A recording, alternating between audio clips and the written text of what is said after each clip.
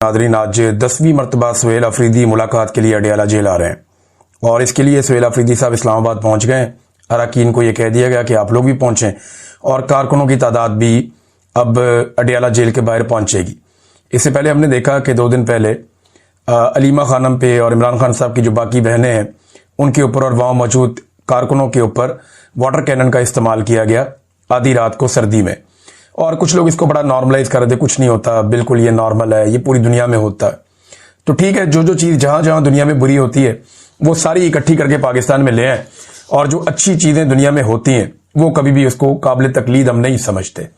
अब ये जो जर्नलिस्ट इस किस्म के बयानिए बना रहे हैं ना कि कुछ भी नहीं होता, मैंने इनको छोटी छोटी बातों पे मातम करते हुए और चिल्लाते हुए देखा है।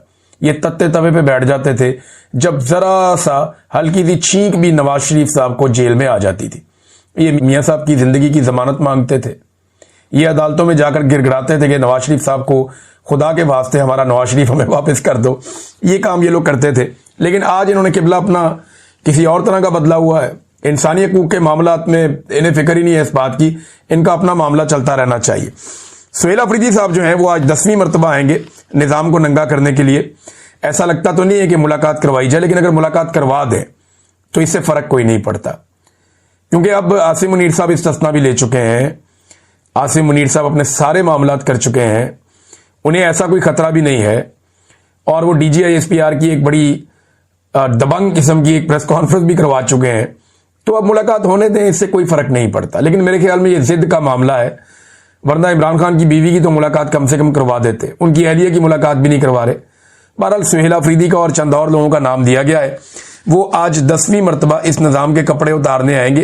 तो निजाम जो है वो हर दफा अपना एक कपड़ा खुद ही उतार के उनके कदमों में फेंक देता है। ये हालात हो गए हैं।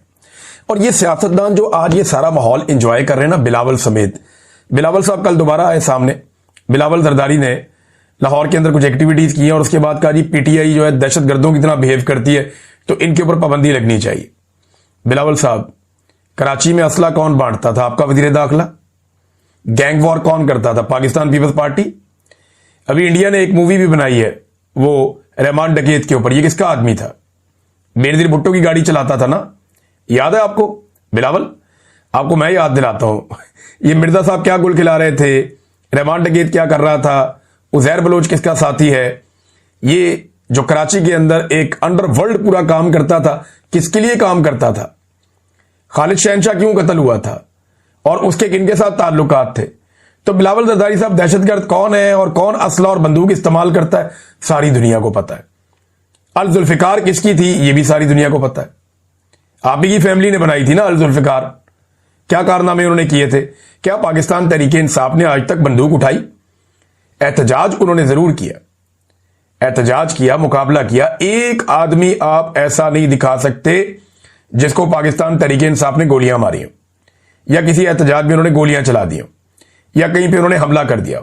एहतजाज करने वो जरूर गए कहीं पे। लोग जब एहतजाज करने वालों पे गोली चलती है, आंसू गैस चलती है, तो लोग रिटेलिएट करते हैं बादौगत, लेकिन गोली किसी ने नहीं चलाई। ये तुर्रा इम्तियाज जो है ये पीपल्स पार्टी को तो हासिल है, MKM को भी हासिल है, कई और जमातों को हासिल है। तहरीक लब्बैक वालों ने भी काफी मार कुटाई की है, लेकिन PTI ने वो नहीं किया। तो बिलावल ना बताएं दुनिया को कि दहशतगर्दी क्या होती है और दहशतगर्द किस तरह के होते हैं, उनका तो यह बनता ही नहीं है बताना।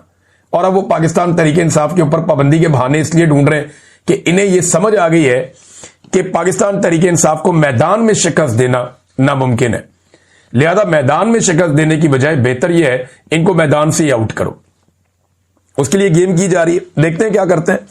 12 सुहेल अफरीदी साहब जाएंगे और फिर दोबारा खबर बनेगी, दोबारा वो धरना देंगे, बैठेंगे, शोर मचाएंगे। जो भी एक्टिविटी 2 दिन पहले हुई वो भी सारी दुनिया ने देखी और ये भी सारी दुनिया देखेगी।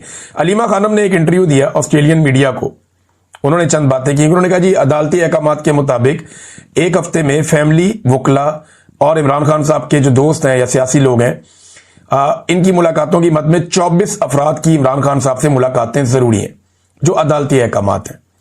लेकिन ये पिछले 1 साल से मुलाकातें महदूद कर रहे हैं। ये पहले 6 फैमिली मेंबर से 3 पर और 3 से फिर 1 पर और फिर बिल्कुल मुलाकात पर पाबंदी पर पहुंच गए हैं, ये अलीमा खानम ने कहा। उन्होंने कहा इनके लिए मसला यह है कि इमरान खान इस वक्त 85 से 90% तक अवाम की आवाज है और 11 दिसंबर को इंसदादे दहशतगर्दी की अदालत में मैं पेश हो रही हूं, यानी आज के दिन, और चार्ज होकर शायद सजा की तरफ यह मुकदमा जा रहा है। मेरे ऊपर इल्जाम यह है कि इमरान खान का पैगाम मैंने कौम तक क्यों पहुंचाया, और इमरान खान का पैगाम यह था कि कौम अपने हुकूक के लिए, जमहूरियत के लिए, रूल ऑफ लॉ के लिए खड़ी हो जाए। ये जनाब अलीमा खानम ने इंटरव्यू दिया। एक और बात उन्होंने, इमरान खान ने पैगाम भेजा कि आसिम मुनीर का ज़हनी तवाज़ुन दुरुस्त नहीं है, अगर मुझे या बुशरा बीबी को कुछ हुआ तो तनहा इसका जिम्मेदार आसिम मुनीर होगा और किसी पे जिम्मेदारी नहीं आएगी। ये अलीमा खानम ने बैनुल अक़वामी मीडिया को इंटरव्यू दिया, काफी वायरल हो रहा है ये इंटरव्यू। और इसके अलावा एक और जनरल नईम लोधी साहब हैं, उन्होंने एक ट्वीट किया है। आप जरा इसके ऊपर गौर करें तो आपको अंदाजा हो जाएगा कि कितनी सिंपली उन्होंने वो सारी चीजें कौम के सामने रख दी हैं जो इतने लंबे अरसे से एस्टेब्लिशमेंट को समझ नहीं आ रही। अब ये रिटायर्ड जर्नैल हैं, ये कहते हैं आज अगर आप डिप्लोमेसी डिप्लोमेट्स के हवाले कर दें, मईशत इकोनॉमिस्ट के हवाले कर दें, सियासत सियासतदानों के हवाले कर दें, बातचीत कबायली बड़ों और सियासतदानों के हवाले कर दें और अपने काम पर तवज्जो मरकूज करें, अगर 6 माह में सब ठीक ना हो जाए तो आप कहिएगा। ये तो 6 माह कह रहे हैं ना, 4 माह में सब ठीक हो जाएगा। आज मिलिट्री एस्टेब्लिशमेंट इसमें से निकल जाए, ये जो खेल वो खेल रहे हैं खेलना बंद कर दें, सियासतदानों को सियासत करने दें और मुज़ाकरात का रास्ता खोलें और चीजों को चलने दें। डिप्लोमेसी जो है डिप्लोमेट्स करें ना, मईशत को चलाने के लिए इकोनॉमिस्ट आगे आए, ना कि ये खुद अपना दिमाग वहां पे लगाएं। तजुर्बा ही नहीं है उसके अंदर इनका, ये कर ही नहीं सकते। जो सारी जिंदगी तरबियत ली है लड़ने की, ठीक करने चल पड़ते हैं मईशत को, तो मईशत कैसे ठीक होगी, वो तो नहीं हो सकती। तो ये नादरीन जनरल लोधी साहब ने कहा है, लेकिन इन्हें किसी की भी बात अभी समझ नहीं आ रही। तो बात इनको जब समझ आएगी तो फिर एक मिसाल इन पे सच साबित हो जाएगी कि अब पछताए क्या जब चिड़ियां चुग गई खेत। नादरीन, नून लीग ने खैबर पख्तूनख्वा असेंबली में नवाज शरीफ का फोटो नहीं उठाया, शहबाज शरीफ का फोटो नहीं उठाया। यानी पीटीआई जहां जाती है इमरान खान का फोटो उठाती है ना, यास्मीन राशिद का किसी पॉलिटिकल लीडर का फोटो उठाती है, लेकिन यहां नून लीग ने खैबर पख्तूनख्वा की असेंबली में नवाज शरीफ का नहीं, शहबाज शरीफ का नहीं, मरियम नवाज का नहीं, बिलावल का नहीं, कैप्टन सफदर का नहीं, उसके बेटे का नहीं, उसकी बेटी का नहीं, किसी का फोटो नहीं उठाया। बल्कि खैबर पख्तूनख्वा का जो सदर है अमीर मुकाम, उसका भी नहीं। इन्होंने फोटो उठाया आसिम मुनीर साहब का। यानी अब यह वक्त आ गया नून लीग का कि वो आसिम मुनीर साहब का फोटो उठाते हैं अपने लीडर के तौर पे असेंबली के अंदर जाके। देखिए, और आगे तो जवाब क्या मिला? जवाब ये मिला कि ये पाकिस्तान का आर्मी चीफ है, ये तुम्हारा तो नहीं है, ये फौज का जनरल है, तुम्हारा लीडर नहीं है। वोट को इज्जत दो कहते कहते बूट को इज्जत दे दी। इनकी ड्यूटी बूट चाटने की लगी हुई है। ये तो खुद आसिम मुनीर का शुक्रिया अदा करते हैं कि इन्हें असेंबली में लेकर आए। तो नादरीन, ये असेंबली में तस्वीर पता क्यों लाई गई थी? ये इसलिए लाई गई थी कि पाकिस्तान तहरीके इंसाफ के अरकान गुस्से में आए और कोई झपट के इनसे तस्वीर छीने और कोई वीडियो बने, उसके बाद कोई बहुत बड़ा मुद्दा खड़ा हो जाए और एक नई बहस शुरू हो जाए मुल्क के अंदर। नादरीन, सुहेल अफरीदी साहब की एक मुलाकात हुई कोर कमांडर पेशावर से, और उस मुलाकात को लेकर सोशल मीडिया पे बड़ा रोला पड़ा हुआ है। ये मुलाकात क्या हुई, क्यों हुई, मकसद क्या था, किसने करवाई, वजह क्या थी, और ये बाहर कैसे आया मामला। और मुलाकात जुमे वाले दिन हुई, सुबह पहले हाफ में, यानी 10 बजे के आसपास मुलाकात हुई और जुमे से पहले पहले ये मुलाकात ख़त्म हो गई। उसके बाद सुहेल अफरीदी की जो मसरूफियात थी वो फिर 3 लगातार जलसे हुए, जुमे को, हफ्ते को, एतवार को वो जलसे करते रहे। और इससे एक दिन पहले सुहेल अफरीदी ने कोशिश की इमरान खान साहब से मुलाकात करने की अडियाला जेल में। जुमेरात को वो कोशिश करते हैं इमरान खान साहब से मुलाकात करने की, वो मुलाकात नहीं होती। सुहेल अफरीदी साहब वापस आते हैं खैबर पख्तूनख्वा में, वहाँ वजीर आला हाउस में उनकी मुलाकात होती है कोर कमांडर पेशावर से, और उसके बाद वो एक जलसे में जाते हैं। अगले दिन उनका एक जरगा होता है और फिर अगले दिन करक के अंदर एक जलसा होता है।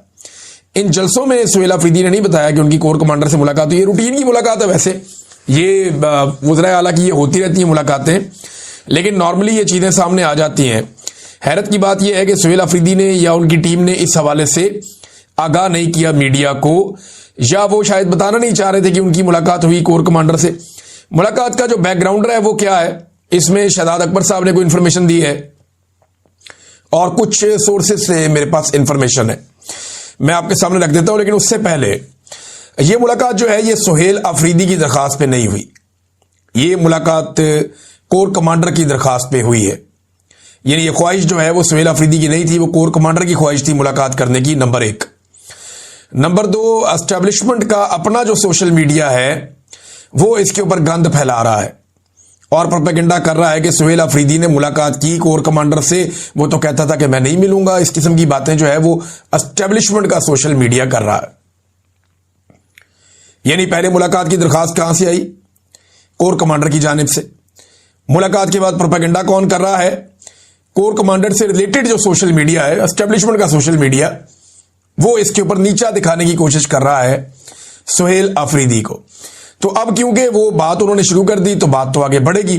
इसमें शहजाद अकबर साहब ने पहले इंफॉर्मेशन दी। उन्होंने कहा जी कि जुमे के रोज एक हसास इदारे के सूबाई दफ्तर के एक आला ऑफिसर ने सूबे के आईनी सरबराह यानी सुहेल अफरीदी से रब्ता किया और उन्हें अपने साथ कोर कमांडर के दफ्तर चलने की दरखास्त की।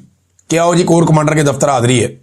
जैसे गड्ढापुर साहब को कहा था तो वो कैबिनेट लेके पहुंच गए थे वहां पे, लेकिन सुहेल अफरीदी ने या आईनी अहदेदार ने, जो पहले ही इस दफ्तर से मुलाकात से गुरेजा थे, यानी कोशिश करते मुलाकात ना करें, इन्होंने बड़े प्यार वाले अंदाज में जवाब दिया कि मेरे मनसब के तकाजों के मुताबिक मुनासिब यही है कि मैं अपने दफ्तर में मुलाकात करूं। यानी मैं उधर क्यों जाऊं मुलाकात करने के लिए, वो मेरा मनसब ऐसा है क्योंकि एक आईनी ओहदा है मेरे पास, बड़ा ओहदा है, तो वो मुझे मिलने के लिए आए। अगर वो तशरीफ लाना चाहें तो मुझे कोई एतराज नहीं। ये बात जो हसास इदारे का अफसर था उसको पसंद नहीं आई और उन्होंने नाराजगी का इजहार किया और गैर मुनासिब लहजा इख्तियार करते हुए वहां से रवाना हो गए। जब यह मामला कोर कमांडर के इल्म में आया तो उन्होंने सूरत-ए-हाल की नज़ाकत को समझते हुए दानिशमंदी का मुजाहरा किया। उन्होंने मुतल्लिका अफसर को तंबीह करने के बाद खुद सूबे के आईनी सरबराह के दफ्तर का दौरा किया, उन्हें ओहदा संभालने पर मुबारकबाद दी और अमन व अमान के उमूर पर खुशगवार माहौल में तबादला ख्याल किया। बाद अदा वो नहायत एहतराम के साथ रुखसत हो गए। इस वाक़े का मकसद बयान करने का आगे वो अपना बता रहे हैं कि जी मकसद ये है कि जो आईनी ओहदेदारान हैं उनकी इज्जत का ख्याल रखा जाए और वही जो मनसब है वो खुद भी अपने मनसब का ख्याल रखें और जो सरकारी मुलाजमीन हैं वो भी उनके मनसब का ख्याल रखें। बहरहाल ये मुलाकात जो है इसकी दरखास्त एस्टेब्लिशमेंट की जानिब से यानी कोर कमांडर की जानिब से थी। सुहेल अफरीदी ने जाने से इनकार किया कि जी मैं तो नहीं आ रहा, लेकिन मेरा दफ्तर हाजिर है, यहाँ पे अगर वो आकर मिलना चाहे तो बड़ी अच्छी बात है, वो आकर मिल लें क्योंकि मेरा मनसब बड़ा है और वो अगर आके कोई ब्रीफिंग देना चाहते हैं तो यहाँ पे आ जाएं या मुलाकात करना चाहते हैं। तो बेसिकली मुलाकात का जो मकसद बताया गया था सुहेल अफरीदी को, पहले वो ये बताया गया था जी मुबारकबाद देना चाहते हैं। फिर वो आए, उन्होंने मुबारकबाद दी भी। अब जराए ये दावा करते हैं कि सुहेल अफरीदी ने, मैं सुहेल अफरीदी से बात करूंगा तब मैं पता करने की कोशिश करूंगा कि एक्चुअली क्या बातचीत हुई, लेकिन जो जराए बता रहे हैं वो ये बता रहे हैं कि सुहेल अफरीदी ने अपना वही मौक़िफ़ दोहराया जो उन्होंने जलसों में दोहराया था, खास तौर पे ऑपरेशन को लेकर, मिलिट्री ऑपरेशन को, ड्रोन हमलों को, इन चीजों को लेकर उनका वही मौक़िफ़ था जो इमरान खान साहब का मौक़िफ़ है। और उन्होंने ये बात भी बताई कि जनाब इमरान खान साहब से तो मुलाकात नहीं हो रही, चीजें पेंडिंग है। तो अब कुछ लोग कह रहे हैं कि शायद इमरान खान साहब से आज के दिन में सुहेल अफरीदी साहब की मुलाकात हो जाएगी, ये दावा किया जा रहा है इस मुलाकात के बाद। तो जुम्मे वाले दिन ये मुलाकात हुई थी, लेकिन जुम्मे की अगर आप तकरीर उठाकर देखें सुहेल अफरीदी की तो उसमें तो कोई लचक नहीं थी, हफ्ते वाले दिन भी कोई लचक नहीं थी, एतवार वाले दिन भी कोई लचक नहीं थी। लेकिन गड्ढापुर से जरा मुख्तलिफ तर्ज अमल है। गड्ढापुर साहब खुद मिलने चले जाते थे, बाद वक़्त गायब भी हो जाते थे बेचारे और पता ही नहीं चलता था गड्ढापुर साहब गए कहां पे। फिर अचानक नमूदार होकर कहते थे मैं फलां जगह से आ गया हूं, पहाड़ क्रॉस कर लिए। उनकी अपनी एक कहानी होती थी। लेकिन सुहेल अफरीदी ने जो तरीका कार इख्तियार किया ये इज्जत वाला तरीका है और इतने बड़े आईनी ओहदे के ऊपर बैठे हुए शख्स को इस तरह पॉजिटिव एटीट्यूड के साथ जाना चाहिए, जो भी आए उससे मिलना चाहिए, बात करनी चाहिए। सूबे के मसाइल हल करने तो सबसे आपको मुलाकातें करनी पड़ेंगी। लेकिन इमरान खान साहब से अब वो क्या लेकर आते हैं आगे चलने का मंसूबा, ये तो इमरान खान साहब जब मिलेंगे सुहेल अफरीदी को तभी पता चलेगा और उसके बाद जब वो बात करेंगे तब पता चलेगा। अच्छा, कुछ लोग ऐसे भी तनकीद कर रहे हैं कि जनाब ये सुहेल अफरीदी साहब ने मुलाकात क्यों की, जैसे कि एक तनकीद की है एमल वली खान ने।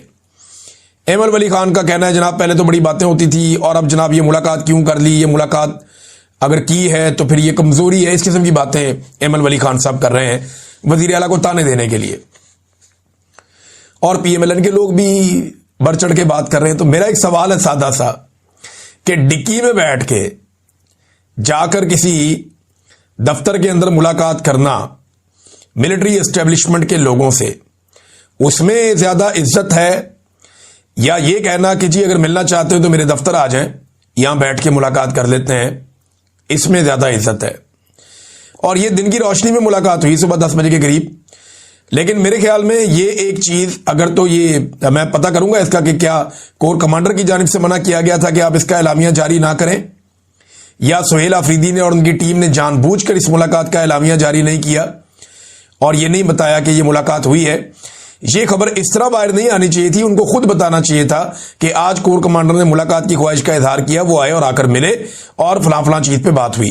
बहरहाल जो सोर्सेज बता रहे हैं वो ये है कि अपने मौकिफ के ऊपर सुहेल आफरीदी फिलहाल खड़े हैं। जो इमरान खान साहब ने बात की है उन्होंने वही मौकिफ सामने रखा है ऑपरेशन को, ड्रोन हमलों को और दीगर चीजों को लेकर। और मादनियात के बारे में जितना क्लियर स्टेटमेंट सुहेल आफरीदी ने दिया वो भी अब बड़ी क्लैरिटी के साथ आ गए हैं कि जनाब हम किसी को मादनियात नहीं देंगे।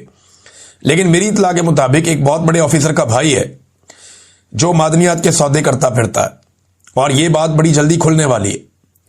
मादनियात के हों, LNG के हों, दीगर मामलात हों, एक बहुत बड़े ऑफिसर का भाई है, बहुत बड़े ओहदे में वो बंदा बैठा हुआ है और इसको डिग आउट कर रहे हैं। आपको खैबर पख्तूनख्वा से आने वाले दिनों में खबर मिलेगी इसके हवाले से।